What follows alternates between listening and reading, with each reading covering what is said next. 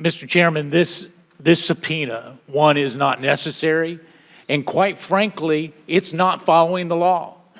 I can tell you that what we have here is a political spectacle, and we're talking about keeping politics out of government. This subpoena is nothing more than a political spectacle, and we are better than this, Mr. Chairman. We are better than this.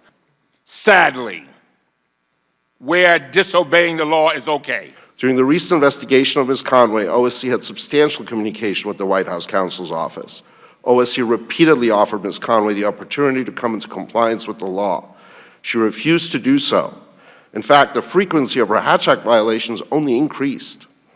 This left us with no choice but to make the recommendation we made, which is that given the evidence of her clear, repeated, and knowing violations of the Hatch Act, and her apparent unwillingness to come into compliance with the law, the only appropriate recommendation to the President under these circumstances was removal from office. Why did you recommend that the President fire Ms. Conway? Because that's a pretty stiff penalty, would you agree? Yes, sir. That's the harshest penalty, obviously, in a civil case like this.